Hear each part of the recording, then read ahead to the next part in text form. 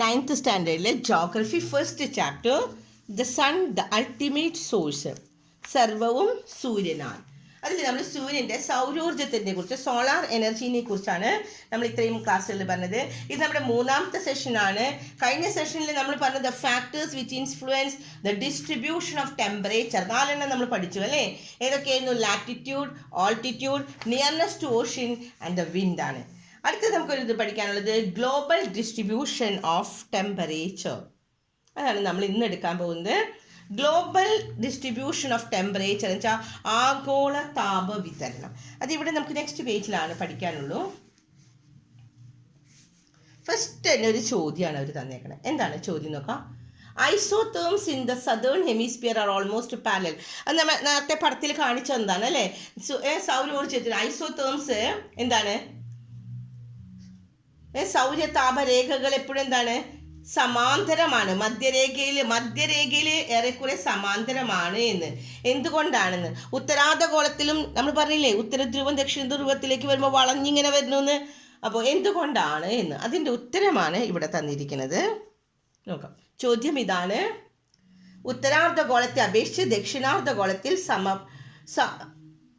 സൗരതാപരേഖകൾ അല്ലെങ്കിൽ സമതാപരേഖകൾ മധ്യരേഖയ്ക്ക് ഏറെക്കുറെ സമാന്തരമാണെന്ന്. എന്തുകൊണ്ടാണെന്ന്, ഐസോതേംസ് എന്തുകൊണ്ടാണ് പാരലൽ ആവണമെന്ന്, മധ്യരേഖ ഇക്വേറ്ററിൻ്റെ അവിടെ കേട്ടോ.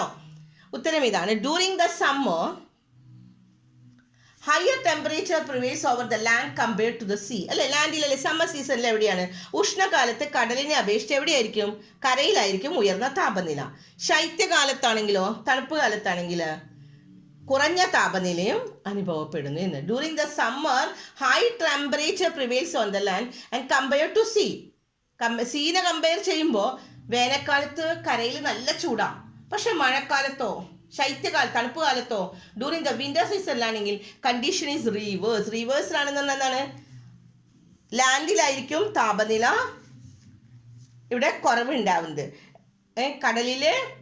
കടലിനെ അപേക്ഷിച്ച് കരയിൽ ഉയർന്ന താപനില ഉണ്ടാവുന്നത് ഉഷ്ണക്കാലത്ത്. സമ്മർ സീസണിലാണെങ്കിൽ നേരെ തിരിച്ച് ശൈത്യകാലത്താണെങ്കിൽ കുറഞ്ഞ താപനിലയാണ് അവിടെ അനുഭവപ്പെടാവുന്നത്. അപ്പോൾ കരയും കടലും വ്യത്യസ്തമായി ചൂട് പിടിക്കുന്നത് കൊണ്ടാണ് സമതാപരേഖകൾ പൊതുവെ വളഞ്ഞ് നമ്മൾ കാണുന്നത് എന്ന്. കിട്ടിയോ?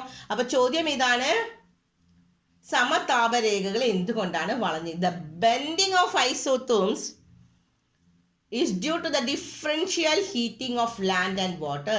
അപ്പോൾ ഈ ഒരു ലൈനും പഠിച്ചാലും മതി. ഇതാണ് ഇവിടെ ക്വസ്റ്റ്യനും ഉണ്ട് ഉത്തരവും ഉണ്ട്. എന്താണ്? ദ ബെൻഡിങ് ഓഫ്, ഇതാണ് ചോദ്യം കേട്ടോ. ഇത് തന്നെയാണ് ഇവിടെ വരുന്നത്. ദ ബെൻഡിങ് ഓഫ് ഐസോതേംസ് ഇക്വേറ്ററിൻ്റെ അവിടെ നേരെയാണ് അല്ലേ? ഐസോതേംസ് ഇക്വേറ്ററിൻ്റെ അവിടെ നേരെ വരുമെങ്കിലും ധ്രുവങ്ങളിൽ പോളാറിലും നോർത്ത് പോളിലും സൗത്ത് പോളിലും വളഞ്ഞു വരുന്നത് എന്തുകൊണ്ടായിരുന്നു എന്ന്. എന്തുകൊണ്ടാണ്? The bending of isotherms is due to, ഈ ഒരു ലൈൻ അടയാളപ്പെടുത്തിയിരിക്കുക, നന്നായിട്ട് പഠിക്കാം. എന്താണ് കാരണം? The bending of the isotherms is due to the differential heating of the land and water ആണെന്ന്. കിട്ടിയോ? ഇനി അടുത്തൊരു ചോദ്യം വീണ്ടും തന്നേക്കണം അവിടെ ചോദ്യം. അടുത്ത ഈ ചോദ്യം നോക്കാം. ഉഷ്ണകാലത്തെയും ശൈത്യകാലത്തെയും കാലാവസ്ഥാ പഠനങ്ങളിലെ സമതാപരേഖകൾ വ്യത്യസ്ത സ്വഭാവം പുലർത്തുന്നു. എന്തുകൊണ്ടാണെന്ന്. ഉഷ്ണകാലം ശൈത്യകാലം രണ്ട് കാലാവസ്ഥയിലും സമതാപരേഖയ്ക്ക് ഈ ഐസോതേംസിന് in the weather map of the summer and the winter season, രണ്ട് മാപ്പ് എടുത്ത് നോക്കി കഴിഞ്ഞാൽ ഐസോതേംസ് ബിഹേവ് ഡിഫറെൻ്റ്ലി ആണെന്ന്. എന്തുകൊണ്ടാണ്? Heating of the land and sea is different അല്ലേ? ഇത് തന്നെയല്ലേ സെയിം തന്നെ നേരത്തെ വരുന്നത്. Heating of the different heating of the land and sea, അതാണ് കാരണമെന്ന്. അതിൻ്റെ ഉത്തരം തൊട്ട് താഴെ കൊടുത്തിരിക്കുന്നു. It is a fluctuation in the atmosphere temperature that lead to the atmospheric phenomena like pressure variation, wind, cloud and precipitation. അപ്പോൾ അടുത്ത് നമുക്ക് ഇതാണ് പഠിക്കാനുള്ളത് കേട്ടോ.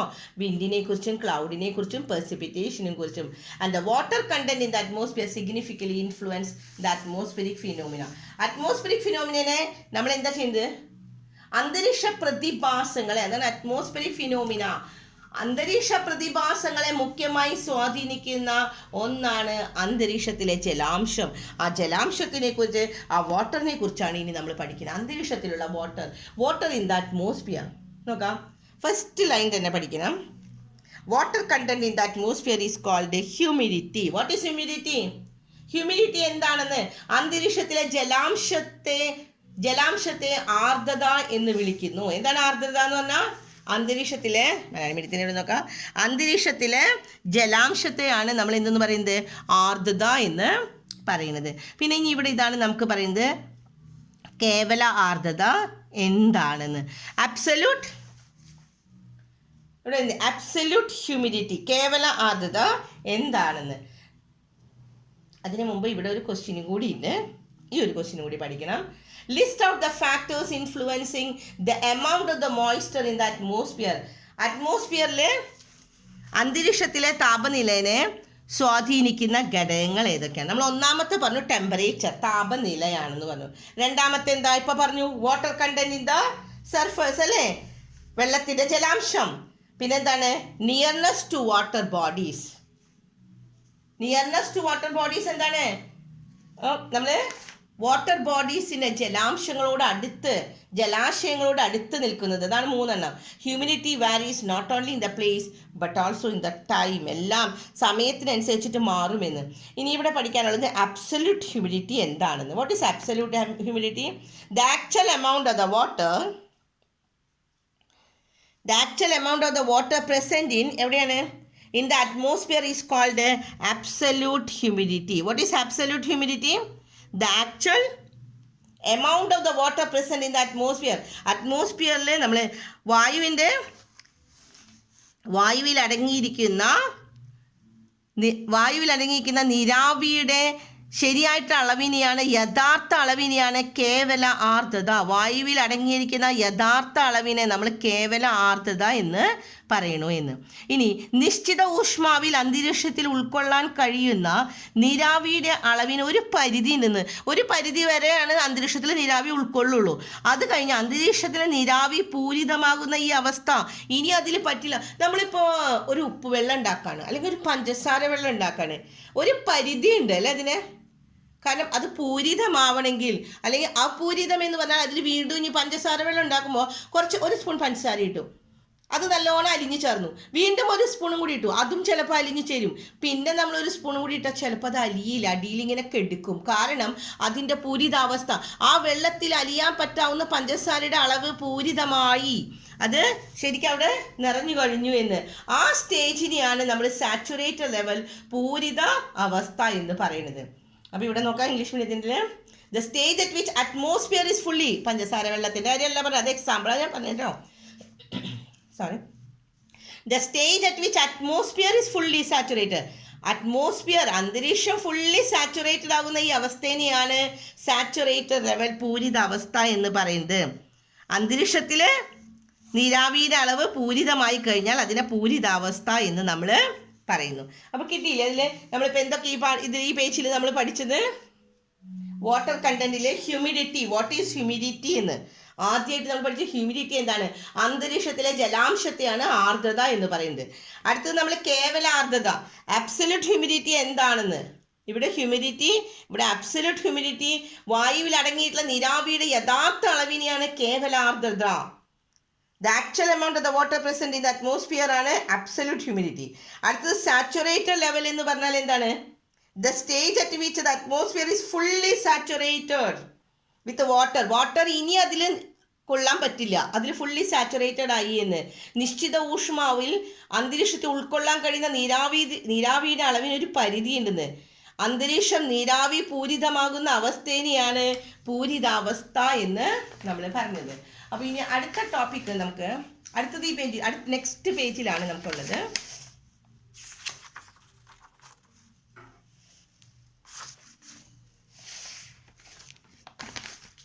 നെക്സ്റ്റ് പേജിൽ ഫസ്റ്റ് ലൈൻ തന്നെ, when the atmosphere becomes saturated condensation begin. അടുത്ത stage തുടങ്ങാണ് കേട്ടോ. അപ്പോൾ ഇനി അടുത്ത് നമുക്ക് കണ്ടൻസേഷൻ്റെ ഡിഫറെൻറ്റ് ഫോംസ് ആണ്. അന്തരീക്ഷം നീരാവി പൂരിതമായി കഴിഞ്ഞാൽ നമ്മൾ സാച്ചുറേറ്റഡ് ആകുക എന്ന് പറഞ്ഞാൽ അന്തരീക്ഷത്തിൽ ഇനി നീരാവി കൊള്ളില്ല. ഇപ്പം നമ്മൾ അന്തരീക്ഷത്തിൽ നീരാവിയുടെ അളവ് നിറഞ്ഞു കഴിഞ്ഞാൽ പിന്നെ അത് ഘനീഭവിച്ച് വീഴാൻ തുടങ്ങും, മഴയായിട്ട് താഴേക്ക് വരില്ലേ. അന്തരീക്ഷം നീരാവി പൂരിതമായാൽ ഘനീകരണം സംഭവിക്കുന്നു എന്ന്. ഘനീകരണം ആരംഭിക്കുന്ന നിർണായക ഊഷ്മാവിനെയാണ് തുഷാരംഗം എന്ന് പറയുന്നത്. അപ്പോൾ എന്താണ് വാട്ട് ഈസ് ഡ്യൂ? ഇതാണ് ഇവിടെ പറയുന്നത്. What is due? അപ്പോൾ ഈ ഫസ്റ്റ് ലൈൻ ഒന്ന് പഠിക്കണം. When the atmosphere become saturated, നമ്മൾ കഴിഞ്ഞ പേജിൽ പറഞ്ഞു അറ്റ്മോസ്ഫിയർ സാച്ചുറേറ്റഡ് ആവുന്നത് എപ്പോഴാണെന്ന്. ഇനി അതിൽ നീരാവി കൊള്ളില്ല എന്ന് വന്നാൽ അത് സാച്ചുറേറ്റഡ് ആയി കഴിഞ്ഞാൽ അടുത്ത സ്റ്റെപ്പ് എന്ത് തുടങ്ങും? വാട്ടർ അഡോപ്റ്റ് ചെയ്ത് വാട്ടറിനെ അങ്കീർണം ചെയ്ത് ജലാംശത്തെ അങ്കീർണം ചെയ്ത് അറ്റ്മോസ്ഫിയർ അന്തരീക്ഷം സാച്ചുറേറ്റഡ് ആയി പൂരിതമായി കഴിഞ്ഞാൽ അടുത്ത പ്രവൃത്തി എന്താണ്? കണ്ടൻസേഷൻ തുടങ്ങി, ഘനീകരണം. ഇനി ഘനീകരണം ആരംഭിക്കുന്ന നിർണായക ഊഷ്മാവിനെയാണ് തുഷാരംഗം. The critical temperature at which condensation begins is dew point. ഇനി അടുത്തൊരു ക്വസ്റ്റ്യൻ നമുക്ക് ഇവിടെ പഠിക്കാനുള്ളത് വാട്ട് ഈസ് റിലേറ്റീവ് ഹ്യൂമിഡിറ്റി. അത് പഠിക്കണം കേട്ടോ. അതിൻ്റെ ഫോർമുലയും വരുന്നുണ്ട് കേട്ടോ, ഇമ്പോർട്ടൻ്റ് ആണ്. What is relative humidity? The ratio between the amount of water vapour present in the atmosphere and the total water holding capacity of the atmosphere at a given temperature is called relative humidity. അതിനെയാണ് നമ്മൾ relative humidity എന്ന് പറയുന്നത്. ആപേക്ഷിക സാന്ദ്രത എന്താണ്? നിശ്ചിത ഊഷ്മാവിൽ, text നോക്കാം. നിശ്ചിത ഊഷ്മാവിൽ അന്തരീക്ഷത്തിന് ഉൾക്കൊള്ളാൻ കഴിയുന്ന ആകെ നീരാവിയുടെ എത്ര ഭാഗമാണ് അന്തരീക്ഷത്തിൽ നിലവിലുള്ളത് എന്ന് ശതമാനത്തിൽ കണക്കാക്കണമെന്ന്. ഈ ആനുപാതിക അളവിനെയാണ് ആപേക്ഷിക ആർദ്രത എന്ന് വിളിക്കുന്നത്. അപ്പോൾ എന്താണ് ആപേക്ഷിക ആർദ്രത? ഇവിടെ നിന്ന് തുടങ്ങി ഇവിടത്തോളം വരെ പഠിക്കണം കേട്ടോ. നിശ്ചിത ഊഷ്മാവിൽ അന്തരീക്ഷത്തിന് ഉൾക്കൊള്ളാൻ കഴിയുന്ന ആകെ നീരാവിയുടെ എത്ര ഭാഗമാണ് അന്തരീക്ഷത്തിൽ നിലവിലുള്ളത് എന്ന് ശതമാന രൂപത്തിൽ നോക്കിയിട്ട് ഈ ആനുപാതിക അളവിനെയാണ് നമ്മൾ ആപേക്ഷിക ആർദ്രത എന്ന്, റിലേറ്റീവ് ഹ്യൂമിഡിറ്റി. ഇനി നെക്സ്റ്റ് ഇവിടെയാണ് നമുക്ക് പഠിക്കാനുള്ളത് ഇത് കാണാനുള്ള ഫോർമുല. ആപേക്ഷിക ആർദ്രത കാണാനായിട്ട് റിലേറ്റീവ് ഹ്യൂമിഡിറ്റി കാണാനുള്ള ഇക്വേഷൻ അബ്സല്യൂട്ട് ഹ്യൂമിഡിറ്റി കാണണം. നമുക്കറിയാം എന്താണ് അബ്സല്യൂട്ട് ഹ്യൂമിഡിറ്റി അല്ലേ? അതിനെ divided by total water holding capacity of the atmosphere at that particular temperature into 100. ഈ ഇക്വേഷൻ ശരിക്കും പഠിക്കുക കേട്ടോ. വാട്ട് ഈസ് റിലേറ്റീവ് ഹ്യൂമിഡിറ്റി കാണാനുള്ള ഇക്വേഷൻ, ആപേക്ഷിക ആർദ്രത കാണാനുള്ള ഇക്വേഷൻ ഇതെന്താണ്? ആദ്യത്തെ അബ്സല്യൂട്ട് ഹ്യൂമിഡിറ്റി എന്ന് പറഞ്ഞാൽ കേവല ആർദ്രത ബൈ അന്തരീക്ഷത്തിൽ ഉൾക്കൊള്ളാൻ കഴിയുന്ന ആകെ നീരാവിയുടെ അളവ് ഇൻറ്റു 100 ആണെന്ന്. ഇനി അതിനൊരു ഇതുണ്ട് ഇവിടെ പഠിക്കാനായിട്ട്. റിലേറ്റീവ് ഹ്യൂമിഡിറ്റി മെഷർ ചെയ്യുന്ന ഇൻസ്ട്രുമെൻ്റ് ഏതാണെന്ന്. Which is the relative humidity is measured using the instrument called wet and dry bulb thermometer. എന്താണ്? Wet and dry bulb thermometer ആണ് എന്ന്. കിട്ടിയില്ലേ? അടയാളപ്പെടുത്തിക്കുക. Wet and dry bulb thermometer ഉപയോഗിച്ചാണ് കാലാവസ്ഥ നിരീക്ഷകർ ആപേക്ഷിക ആർദ്രത അളക്കുന്നത്. അപ്പം നമ്മൾ ഈ പേജിൽ നമ്മൾ പഠിച്ചത് എന്തൊക്കെയാണ് ഇവിടെ ഒന്നുകൂടി പറഞ്ഞുതരാം. വാട്ട് ഈസ് ഡ്യൂ പോയിന്റ്, അത് കഴിഞ്ഞ് വാട്ട് ഈസ് റിലേറ്റീവ് ഹ്യൂമിഡിറ്റി കാണാനുള്ള ഇക്വേഷൻ. ഇനി അതിൻ്റെ ഇൻസ്ട്രുമെൻ്റ്, ഏത് ഇൻസ്ട്രുമെൻ്റ് വെച്ചാണ് നമ്മൾ ആപേക്ഷിക ആർദ്രത അളക്കുന്നത്, കണക്കാക്കുന്നത്? Wet and dry bulb thermometer എന്ന ആ ഇൻസ്ട്രുമെൻ്റ് വെച്ചാണ് നമ്മൾ ആപേക്ഷിക ആർദ്രത റിലേറ്റീവ് ഹ്യൂമിഡിറ്റി അളക്കുന്നത്. ഇനി അടുത്ത് നമ്മളിവിടെ പറഞ്ഞു സാച്ചുറേറ്റഡ് ആയിട്ടുള്ള അറ്റ്മോസ്ഫിയറിൽ വീണ്ടും നീരാവി വന്നു കഴിഞ്ഞാൽ, വീണ്ടും അവിടെ വേപ്പർ വന്നു കഴിഞ്ഞാൽ ആ അന്തരീക്ഷത്തിന്, അറ്റ്മോസ്ഫിയറിന് അത് താങ്ങാൻ പറ്റില്ല അല്ലേ? അപ്പോൾ എന്ത് സംഭവിക്കും? ഘനീഭവിച്ച് കണ്ടൻസേഷൻ നടക്കും, വെള്ളമായിട്ട് താഴേക്ക് വീഴും. മേഘത്തിന് കട്ടി കൂടിയാൽ, മേഘത്തിൽ ജലാംശം കൂടിയാൽ എന്ത് സംഭവിക്കും? അത് വെള്ളമായിട്ട് താഴേക്ക് വരികയാണ്. അപ്പം നമ്മൾ അടുത്ത ടോപ്പിക്ക് പഠിക്കുന്നത് ഫോംസ് ഓഫ് കണ്ടൻസേഷൻ ആണ്. ഫോംസ് ഓഫ് കണ്ടൻസേഷൻ, ഘനീകരണ രൂപങ്ങൾ. ഫോംസ് ഓഫ് കണ്ടൻസേഷൻ 4 എണ്ണം ഉണ്ട് കേട്ടോ. ആ ടോപ്പിക്കിൻ്റെ പേര് പഠിക്കുക, ശരിക്കും അത് നമ്പർ ഇട്ട് പഠിക്കുക. 4 എണ്ണം അത് നമ്മൾ ഡീറ്റെയിൽ ആയിട്ട് ഇവിടെ എക്സ്പ്ലെയിൻ ചെയ്യുന്നുണ്ട്. നോക്കാം ഏതൊക്കെയാണ്. First one, forms of condensation 4 എണ്ണാണ്. ഒന്ന് ഡ്യൂ, പിന്നെ ഇവിടെ കണ്ടില്ലേ ഡ്യൂ ഉണ്ട്, ക്ലൗഡ് ഉണ്ട്, ഫ്രോസ്റ്റ് ഉണ്ട്, മിസ്റ്റ് ആൻഡ് ഫോഗ്. 4 എണ്ണം. The different forms of condensation. കിട്ടിയോ? ആ പേരുകളൊന്ന് പഠിച്ചേ. അത് പഠിക്കാം. 4 എണ്ണം. The different forms of condensation ഏതൊക്കെയാണ്? തുഷാരം, ഹിമം, മൂടൽമഞ്ഞ്, മേഘങ്ങൾ. ഘനീകരണ രൂപങ്ങൾ. ഘനീകരണ രൂപങ്ങൾ 4 എണ്ണം. ഇനി ആ 4 എണ്ണത്തിനെ കുറിച്ചാണ് നമ്മൾ ഡീറ്റെയിൽഡ് ആയിട്ട് നമ്മൾ പഠിക്കാൻ പോകുന്നത്. First one, due. ഡ്യൂവിനെ കുറിച്ചാണ് നമ്മൾ ആദ്യം പറഞ്ഞത്. തുഷാരം. എന്താണ് തുഷാരം എന്ന് നോക്കാം. ഫസ്റ്റ് ഇവിടെ ഈ ക്വസ്റ്റ്യൻ പഠിക്കണം കേട്ടോ. 4 എണ്ണം ഡിഫറെൻറ്റ് ഘനീകരണത്തിൻ്റെ വിവിധ രൂപങ്ങൾ, the different forms of condensation ആണ്. അതിലെ ഫസ്റ്റ് വൺ നമ്മൾ പഠിക്കുന്നത് ഡ്യൂ ആണ്, തുഷാരം. എന്താണ് തുഷാരം? നമ്മളെല്ലാവരും കണ്ടിരിക്കുന്നതല്ലേ ഡ്യൂ എന്താണെന്ന്. The water droplets clinging on the blades. നമ്മൾ പാടത്ത് കൂടെയൊക്കെ പോകുമ്പോൾ നെല്ലിൻ്റെ ആ ഇതിൻ്റെ തുമ്പത്ത് ഒരു തുള്ളി വെള്ളം ഉണ്ടാവില്ലേ? അതല്ലെങ്കിൽ വേണ്ട, പാടത്തോടെ വേണം നമ്മൾ നമ്മുടെ പറമ്പിലേക്ക് ഒന്ന് ഇറങ്ങുകയാണ്. കാലത്ത് എഴുന്നേൽക്കുമ്പോൾ ചെടികളുടെ തുമ്പത്ത് ഇങ്ങനെ വളഞ്ഞു നിൽക്കുന്ന അതിൻ്റെ ഇതിൽ എന്താണ്, തുമ്പത്ത് ഒരു തുള്ളി വെള്ളം ഉണ്ടാവും. That is the dew. അതാണ് the water droplets clinging on the blades of the grass. ഗ്രാസിൻ്റെ പുല്ലിൻ്റെ തുമ്പത്ത് വെള്ളം ഉണ്ടായിരിക്കുമെന്ന്. ആൻഡ് ദ ലീവ്സ്, അല്ലെങ്കിൽ ചെടികളുടെ ഇലകൾ, ലീവ്സിൽ early morning. This is dew. അതിനെയാണ് നമ്മൾ ഡ്യൂ എന്ന് പറയണത്. അപ്പോൾ ഡ്യൂ എന്താണെന്ന് മനസ്സിലായോ? പ്രഭാതങ്ങളിൽ പുൽക്കൊടികളിലും ഇലകളിലും മറ്റും തണുത്ത പ്രതലങ്ങളിൽ ജലത്തുള്ളികൾ പറ്റിയിരിക്കുന്നുണ്ടാവില്ല. അതിനെയാണ് തുഷാരം എന്ന് പറയുന്നത്. ഇനി എങ്ങനെയാണ് തുഷാരം ഉണ്ടാകുന്നത്? അതാണ് അടുത്ത ക്വസ്റ്റ്യൻ. തുഷാരം എന്താണെന്ന് പറഞ്ഞു. തുഷാരം എങ്ങനെയാണ് ഉണ്ടാകുന്നത്? വാട്ട് ഈസ് ഡ്യൂ, അല്ലെങ്കിൽ how the due is appearing. എങ്ങനെയാണ് ഡ്യൂ എന്ത്?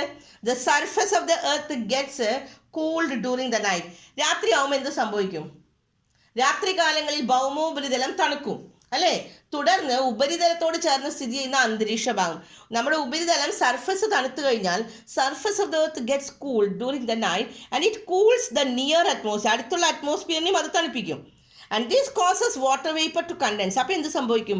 അന്തരീക്ഷത്തിലെ വാട്ടർ വേപ്പറിനെ, നീരാവിനെ ഘനീഭവിച്ച് അത് കണ്ടൻസ് ചെയ്തിട്ട് and condensed droplets cling on to the cold surface of the earth. അങ്ങനെ അതെന്ത് സംഭവിക്കും? വെള്ളത്തുള്ളികളായിട്ട് ഭൂമിയുടെ ഉപരിതലത്തിലെ തണുത്ത പ്രതലങ്ങളിൽ പറ്റി പിടിച്ചിരിക്കുന്നു. ഇതിനെയാണ് തുഷാരം. ഇങ്ങനെയാണ് തുഷാരം ഉണ്ടാകുന്നത്, ഡ്യൂ ഉണ്ടാകുന്നത്. കിട്ടിയോ? അപ്പോൾ എല്ലാവർക്കും ഇംഗ്ലീഷ് മീഡിയം ഒന്നുകൂടി നോക്കാം. The surface of the earth gets cooled during the night and it cools near the atmosphere and this causes the water vapor to condense. Water vapor condense ചെയ്യും, ഘനീഭവിച്ച്, and condensed droplets എവിടെ വന്ന് നിൽക്കും? Cling on to the top surface of the earth. എർത്തിൻ്റെ ഇതിൻ്റെയൊക്കെ തുമ്പത്ത്, അതിലുള്ള ചെടികളുടെയൊക്കെ തുമ്പത്ത് വന്ന് ഇങ്ങനെ ക്ലിങ് ചെയ്ത് തൂങ്ങി നിൽക്കുമെന്നും. ശരിയോ? മലയാളം മീഡിയം കാര്യം നോക്കാം. രാത്രി കാലങ്ങളിൽ ഭൗമോപരിതലം തണുക്കുന്നതിനെ തുടർന്ന് ഉപരിതലത്തിനോട് ചേർന്ന് സ്ഥിതി ചെയ്യുന്ന അന്തരീക്ഷ ഭാഗവും തണുക്കും. അങ്ങനെ തണുക്കുമ്പോൾ നീരാവി ഘനീഭവിച്ച് വെള്ളത്തുള്ളികളായി ഭൂമിയുടെ ഉപരിതലത്തിലെ തണുത്ത പ്രതലത്തിൽ ചുറ്റിപ്പിടിക്കുന്നു. ഇങ്ങനെയാണ് തുഷാരം ഉണ്ടാകുന്നത്. അടുത്തൊരു ക്വസ്റ്റ്യൻ വന്നിട്ടുണ്ട്. Dew disappear as the sun rises. സൂര്യൻ ഉദിച്ചു കഴിയുമ്പോൾ എന്ത് സംഭവിക്കും? ഡ്യൂ ഡിസപ്പിയർ ചെയ്യുന്നു. എന്തുകൊണ്ടാണ്? അത് നമുക്കറിയാം ഉത്തരം. എന്താണ്? Due to the evaporation. ആ വെള്ളം എന്ത് സംഭവിക്കും? സൂര്യൻ ഉദിച്ചു കഴിഞ്ഞാൽ സൂര്യൻ്റെ ചൂട് കൊണ്ട് സൗരോദയത്തോടു കൂടി തുഷാരം അപ്രത്യക്ഷമാകുന്നു. കാരണം എന്താണ്? ആ വെള്ളം നീരാവിയായിട്ട് പുറത്തു പോകുന്നു എന്ന്. ഇനി രണ്ടാമത്തെ, അപ്പോൾ ഫസ്റ്റ് ടോപ്പിക് കണ്ടൻസേഷൻ്റെ ഫസ്റ്റ് ടോപ്പിക് നമ്മുടെ കഴിഞ്ഞു, ഡ്യൂ കഴിഞ്ഞു. ഇനി അടുത്ത് നമുക്ക് പറയണത് ഫ്രോസ്റ്റാണ്. ഫ്രോസ്റ്റിൽ ഇവിടെ ഫസ്റ്റ് ലൈൻ നമുക്ക് പഠിക്കാനുള്ളതാണ്. There are places on the earth where the night temperature falls below 0 degrees Celsius. നൈറ്റിൽ എന്താ സംഭവിക്കുന്നത്? നൈറ്റിലെ ടെമ്പറേച്ചർ 0 ഡിഗ്രി സെൽഷ്യസ് വരെ കുറയുന്ന സ്ഥലമുണ്ടെന്ന്. അവിടെ ടൈനി ഐസ് ക്രിസ്റ്റൽസാണ് വീഴുന്നത്. Are formed in such places. Tiny ചെറിയ ചെറിയ ഐസ് ക്രിസ്റ്റൽസ്, ഹിമകണങ്ങൾ വീഴുകയാണ്. This form of condensation is cold frost. അപ്പോൾ കിട്ടിയോ? എങ്ങനെയാണ് പഠിക്കുക? ഫുള്ളായിട്ട് ബൈ ഹാർട്ട് പഠിക്കണം. എന്നില്ല എങ്ങനെ പറഞ്ഞാൽ മതി നിങ്ങൾ. ദെയർ ആർ, ഇവിടെ തുടങ്ങി കേട്ടോ. There are places on the earth where the night temperature falls below 0 degree Celsius. 0 degree Celsius വരെ കുറയുന്ന സ്ഥലമുണ്ട്. അങ്ങനെ കുറയുമ്പോൾ അവിടെ ഡ്യൂ അല്ല വീഴാന്ന്. ഇൻസ്റ്റെഡ് ഓഫ് ഡ്യൂ വീഴില്ല. അവിടെ തുഷാരം വെള്ളം ഉണ്ടാവുന്നത്. അതിന് പകരം എന്താണ്? ഐസ് ക്രിസ്റ്റൽസാണ് വീഴാം, ഹിമകണങ്ങൾ വീഴും. And such places and this form of condensation ആണ് ഫ്രോസ്റ്റ് എന്ന് നമ്മൾ പറയുന്നത്.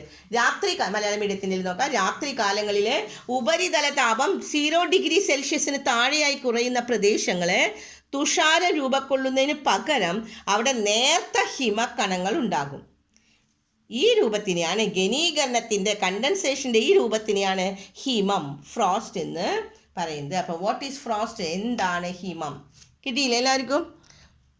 അടുത്തത് നമുക്ക് ആ ടോപ്പിക്ക് കഴിഞ്ഞില്ല, അടുത്തത് നമുക്ക് അടുത്ത ക്ലാസ്സിൽ പറഞ്ഞുതരാം. ഇപ്പം നമ്മൾ 2 ഇതാണ് പറഞ്ഞത്, ഘനീകരണ രൂപങ്ങളിൽ ഫോംസ് ഓഫ് കണ്ടൻസേഷൻ്റെ ഡ്യൂ, തുഷാരവും ഹിമം 2 പറഞ്ഞു. ഇനി 2 കൂടിയുണ്ട്, ഫോഗ് ആൻഡ് മിസ്റ്റും ക്ലൗഡ്സും കൂടിയുണ്ട്. അത് നമ്മൾ അടുത്ത ക്ലാസ്സിൽ പറഞ്ഞു തരാം. ഓക്കെ.